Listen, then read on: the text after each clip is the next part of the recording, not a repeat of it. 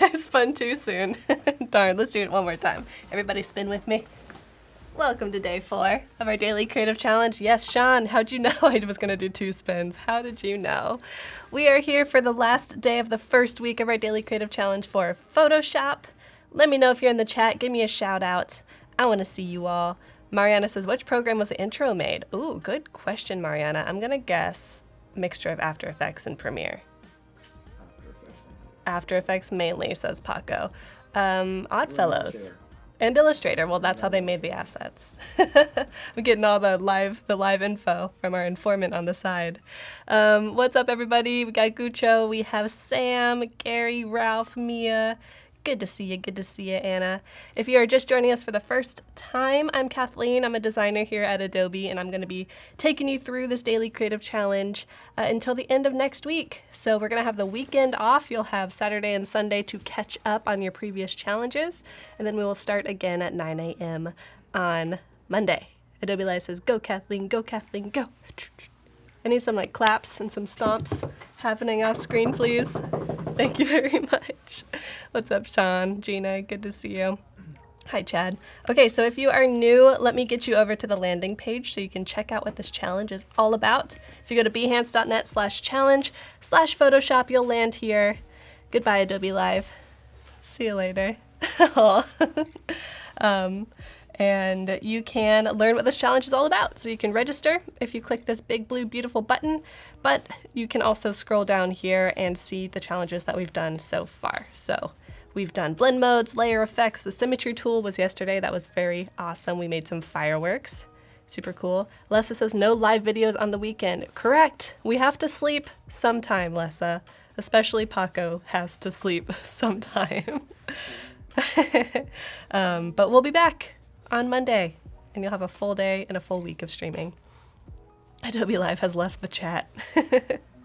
So today we're going to be working on smart filters, and Lessa was just saying no live streams over the weekend. That's correct, but you can always watch the replays from previous days. So if you just click watch video, you can watch the replays, see what I'm up to. You can also click these getting started tabs or buttons and get the starter files, but my internet's slow, so let's jump back to that. What's happening? Thank goodness it's Friday. Am I right? Yes, Jason, you are right. Thank goodness. Cool. So you can also scroll down here to the bottom and have more past challenges to explore. So check this out. Scroll, scroll, scroll, scroll. All the starter files, all the videos are there for you to peruse. Thanks for pronouncing my name correctly. You're welcome. I'm glad I got it right. Alrighty. So like I said, today we're going to be working on smart filters, but before that, let me jump into Discord and introduce you to that super quick. Discord is our online community where you can chat with us over the weekend, 24/7. This is open 365 days a year, and it is free. So if you want to join, it is bit.ly/PS Discord. Capital P. I feel extra tiny today. I have to really reach up there. Capital P. Whoa. What's up, everybody? If you can still read it. So go to that link if you want to join the Discord. Like I said, it's free. And then after you're done creating your challenge for today, you can come to feedback, current challenge, upload your work here for some feedback. And then once you get your feedback and implement it, you can upload it onto Behance. This is by Natalie. This is from the fireworks thank you card yesterday. That's awesome. I love those colors together. That kind of deep, what would we call that? Like a deep salmon? A smoked salmon, perhaps? I haven't had breakfast yet. Pretty hungry. That's awesome, Natalie. Thank you for uploading. Alrighty, so let's jump into the actual challenge for the day. We're going to be working with smart filters, specifically making photobombs. I thought we should do something a little bit fun for Friday.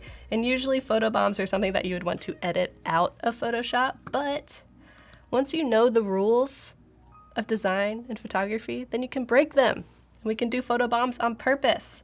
So I'm going to show you how to combine 2 photos and add some smart blur effects to make that fish look like it is real up in your grill, in your scuba diving grill. What's up, KD? Good to see you. Mariana. If I have a question regarding Photoshop tools, can I ask on the Discord? Yes, you may. Yes, Sam, thank you for pushing us to the right location for asking questions. You could also ask it here and maybe we'll answer it, but I think Discord will be your best bet. Alrighty, so I've provided a bunch of starter files for you. Let me go back here and show you. If you click Get Started, this will think for a little bit. Hello, Dropbox. Good morning. You're having a hard time waking up? Me too. And go to Assets. Then you will see a bunch of photobombs and background images. And I'll just show you in my Finder. Yay, there they all are. So I have a bunch of images of birds, fish, a sea turtle perhaps. Some nice background images that we are just going to ruin. It's going to be great. That fishy bomb. Discord is a smart filter for design solutions, Abraham. I like that. I'm going to take a sip of coffee and really think about that for a moment. Yeah, I'm also in this tranquil setting of this landscape behind me. Maybe we'll start with that one. Oh, hello. Hello, my friends. So let's do the tranquil setting and maybe introduce this otter or perhaps some seagulls. There's so much we could do. Let's start with the seagulls and the tranquil setting. So I'm just gonna drop this image onto this file that I've already made because I want them to all be the same size. There we go. I'm gonna increase my file by grabbing one of these, the size of my file by grabbing one of these corners and holding Alt or Option if you're on a PC and just dragging out so it comes from the center. Let's compose this nicely because we're not going to ruin it at all with a photobomb. Kevin says, hello from England. Sorry I'm a bit late. No worries, Kevin. We're glad to have you. Jump on in. All right, and let's add our photobomb. So one thing that we have not played with much yet is the select and mask workflow as well as the select subject workflow. So let me introduce you to that. Would an otter have made it this high out of the water? Probably not. I know we don't want this to be super realistic because that's not realistic, but I think the seagulls might be a better choice. Alrighty, so I'm just going to place my image and I'm just dragging from my Finder. That's a great way to get images into Photoshop. I'm going to delete these bottom files because with these smart filters, these are going to get pretty large pretty quickly. All right, cool. So when I drag images out from my Finder into Photoshop, you'll notice that they are already smart objects, and that's really important for this workflow because if it's not a smart object, we can't make a smart filter. It'll just be a normal filter. So if you do not have this smart object little badge on your layer, it's like a little piece of paper that's folded over on the corner, dog-eared, as they say. You can make it a smart object super easily by right-clicking and convert to smart object. I'll show you. So this is just a normal layer, no icon, right click, convert to smart object, and now it's golden. It's ready for us. Mariana, quick question, can I use my own photos for the challenge? I recommend it, Mariana. We're not able to provide licensed stock images to you all, so if you have an image that works well for you and you have the rights to use it, please use it. Jesse says, it oughter be possible. Was there a drum snare soundbite that just played? Because there should have been. We got to get one of those. Alrighty, so nice. So I'm going to choose this seagull, I think, because there's nothing overlapping the edge. I would choose this big one, but its little feet are sticking off. Actually, though, it won't really matter. Let's just go for the full Monty. Here we go. So the way I'm going to do this is I am going to go to Quick Select, and I'm going to choose Select and Mask. Alrighty, that opens up our Select and Mask workspace. So there's a giant mask on top of this entire image, and I just want to cut this little guy out of here. I want to free him from the bonds of his ruby grave. So the way I'm going to do that is I'm going to come over here to the toolbar on the left and choose this quick select icon. Make sure the plus option is selected because I do want to select and I don't want to deselect. And I'm just going to scribble over them. Wow, Photoshop, you did it. That's amazing. I'm going to zoom in a little bit by doing Command or Control plus. decrease the size of my brush with the left bracket key, or you can come up here to size and increase and decrease that way. And I want to add his little beacon. Super easy. This works really well with the biggest file size you can get, the highest quality image that you can get. It'll work pretty much no matter what, but this is the easiest way. The least amount of work that you have to do. Okay, cool. So I see a pretty nice selection going on here, but I do still see some blue coming in from the sky. One thing we can do is turn on decontaminate colors, and that will take out any kind of like reflected color or bouncing color from its surroundings. So we'll try to take that out of the image. So I'll turn that back off and we'll see a lot more blue. Turn that on, some of the blue goes away. And that's Adobe Sensei at work. That is AI, people. It's scary and it's awesome. Greetings from NYC. What's up, Ranky? Good to see ya. Yeah, that was a good joke. I agree, Chad. Alrighty, so we do want to refine the edges of this bird just a little bit because I'm still noticing a little bit of blue, especially right here in the corner of the wing. So I'm going to use this refine edge tool and just click there and boom. It does all of the work for you. There's no insane masking that you have to do. It's doing all of it for you. Okay, cool. So we just grabbed this one seagull from this flock of seagulls. I'm going to scroll down here to the bottom, not change any of these other properties because we don't really need to. This is a simple selection. And I'm going to make sure on my output 2 settings, new layer with layer mask is chosen. That's just going to give us the most versatility if we ever need to come back and edit this again. Arun, hello. Good to see ya. Okay, now we have a tiny little seagull, but let's make this photobomb a real photobomb. Let's make it real macro. Or micro. I'm going to do Command T to open up my transform settings. Grab the corner, and it's imagining that this entire image is selected still because the mask is the entire image. So I'm just going to move this guy around, and now our seagull is just absolutely demolishing our beautiful landscape. It's still composed nicely though, right? Like the wing is at a nice diagonal pointing towards this corner.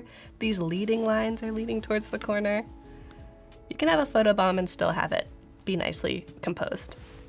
Alrighty, let's commit our changes by either coming up here to the top and clicking this little check mark or hitting enter. I did it. And there we go. Now this doesn't look super realistic for like a real camera to have taken because this background is so in focus. This bird would not be in focus. The depth there just does not make sense. So this is where the smart filters come into play. I'm even gonna make this just a little bit bigger. Why not? Boom.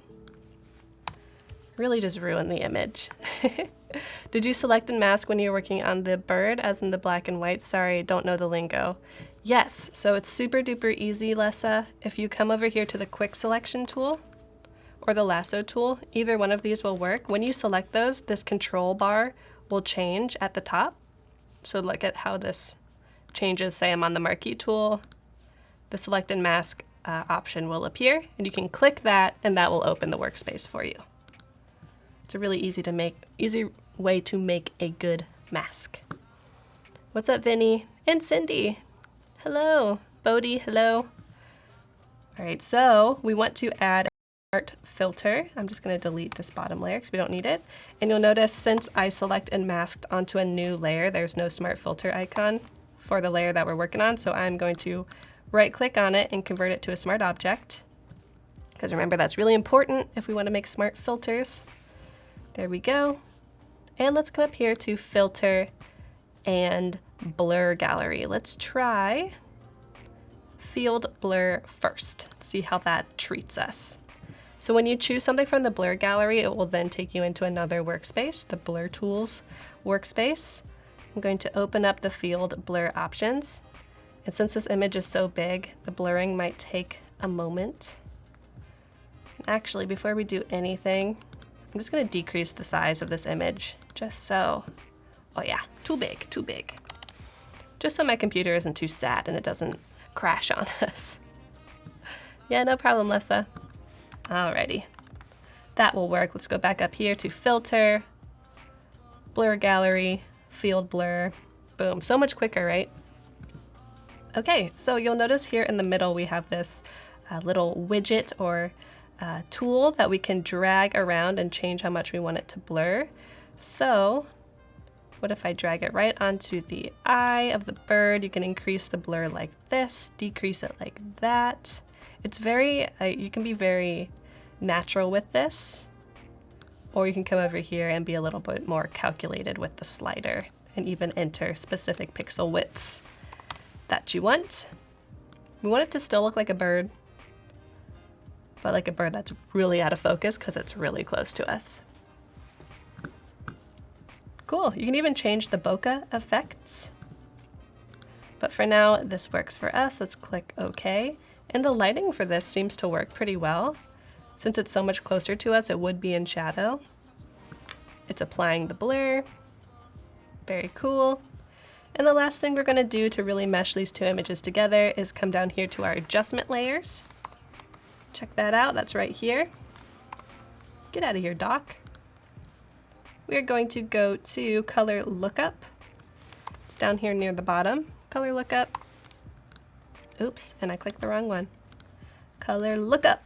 There we go, and that's going to apply a new adjustment layer on top of everything. And in our properties panel, we can choose what look we want. So maybe we will do fall colors, because this is kind of a fall-esque scene, maybe in the Pacific Northwest or something. And since it's on top of both of the layers that we are working with, it applies to both of the layers. So say I drag this layer down below the seagull, it will then only apply to what's below it, so that would be the background. But we want it on top of everything. And from here we can even change the blend mode of our color lookup. Ooh, that makes it like a little bit like flat, like it was taken on film. Saeed says this looks cool. I'm glad. Glad you think it looks cool. And you can even turn down the opacity or fill. But we want to keep it turned up so that these images look like they are meant to be together. And let's get this exported. We're going to do one more, I think, with the time that we have. Maybe two, because now we know the workflow. Let's go to File, Export As. Width 1200. Yeah, that works. Not too big. All right, we'll do bird. Save, little preview of what's to come in my file names. Nothing too big is being given away. It's just a little tease. Okay, so let's do one more super quickly. I was interested in, forgot I had this tiger in here. I was interested in maybe doing something with this couple because they look so happy. I know it'd just be hilarious if something photobombed them really badly. Yeah, let's do the couple. We also want to introduce the human element into this. I'm just in my Finder and I'm just going to drag this image into Photoshop. It's that easy. There we go. What a classic stock image. What if this is like their engagement photos? Then something just totally ruins them. Perfect. I think it's already kind of ruined because of this giant electrical pole in the background, but we could fix that easily. All right, so what should photobomb? Maybe the otter. It kind of looks like they are above a river on a bridge, so maybe the otter. And I just love this guy's face. Like, he's already photobombing. He's doing his thing. The pigeons are good too. Chat, what do you think? What kind of animal? Mia says, yes, wreck their special day. So chaotic and evil. The pigeon might be cool. Is that a pigeon? Nope, that's a dove. All right, we're gonna go for the otter. This will be fun too because his fur is kind of sticking out, so it'll be a good excuse to use the Select and Mask Refine Edge brush. All right, hello. Hello, my friend. Joseph says, how many photobomb images do you think are faked? Not enough. Not enough of them. Alrighty. That looks pretty good. Commit those changes. We do want to select and mask though, so maybe I will drag more into the workspace so we can really see what we're doing. Looks good. Now remember, we're going to come up here to one of these selection tools. You could do the marquee tool, the lasso tool, or the quick selection. And with the quick selection tool, you'll notice a new tool is introduced, the select subject. So let's see how that does. I'm going to click it. It does it for me. It's amazing. Check this out. Look at the detail on this mask. It looks pretty good, but there's still a couple little pieces of fur that we can then take care of in select and mask. So I have my refine edge brush selected over here on the left side. Jeremy says in the starter file there's a goofy looking llama that would be fun to use. Yes, Jeremy, use it. I can't wait to see what you guys make. I hope you use some of your own photos too. And I'm just gonna paint over this fur, and it's gonna do a beautiful job of selecting it. I could even paint over these whiskers. Photoshop, get my head out of the way. Look at you. Whoa. I thought I was gonna move across the screen, that's why I did that. That's all right. Alrighty, maybe go over here to the top. I'm just gonna drag around the corners. Oh, I moved. There we go. That's a chicken. What do you mean, Kendrick? Look at all those chickens. All right, looks pretty good. I'm gonna output to a new layer with layer mask. While I'm doing this, I'm like hunched over. That's how you know you're having fun, when your posture just gets real bad. And there he is. Looks great. I'm gonna Command T, put him into place. Maybe make him a little bit bigger. He's like, what, did you need me? You rang? Hello? Maybe a little smaller. This is artistry. You have to be very careful. Did you turn down the hardness of the selection tool? No, Lessa, I used the refine edge brush tool. I'll show you again. Select and mask over here, and the refine edge brush right there. You can see kind of like little hairs are coming off there. It shows that it's great for texture, and from there you can get those nice details. Okay, so I'm gonna delete some of these bottom layers just to make my file a little bit smaller. We are going to make sure that this is a smart object, and come in here to our filter gallery for the blur gallery, and let's do, maybe we could just even do a Gaussian blur. Let's try that. I think that'll do.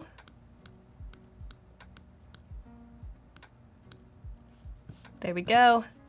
Now this image is super different from the background image, so let's add one of those color lookup layers and make sure that they mesh well. Film stock, perhaps. Oh, this is so funny. This is a great way to end our first week, I think. That looks good. We'll get this exported super quickly. File, export, export as. And get that out of here, say otter. And there we go. Let's get these uploaded onto Discord and see what you all think.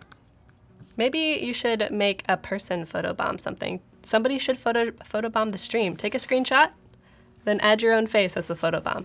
That would be great. Let's add our images in here. There we go. I'm gonna do, let's just do the bird for now. Do you think the colors mesh well? It's always great to ask for specific feedback. It's more helpful. You think the other one's great? Nice. Me too. I like the bird. And as that is uploading, I'll also show you how to upload onto Behance super duper quickly. Ooh, Inception. Oh wait, I already have it open. There we go. So on our Behance portfolios, remember that we are adding every day's challenge to one project. So I have all of my files in this one project. You can edit it really easily by hovering over the cog, click edit, and add them in. Loading, loading. Is everybody gonna stick around for more Adobe Live coming up after this? I think there's gonna be possibly some out of the studio stuff. So people are gonna be streaming from their own home studios. I'm excited. Okay. Let's add our image. Let's go to day 4. And don't forget, chat, that we are going to be back on Monday at 9 a.m. So be back for day 5. It's going to be great. You might have an idea of what it's going to be because you saw some quick little teasers of the days to come. You can move the people to the right a little. That's a good idea too. And as this is uploading, I'm going to say goodbye to you all. Make sure you put your work on Discord so we can give you some feedback. I'll hop on there later today and stick around for more Adobe Live. I will see you again on Monday. Bye, everybody.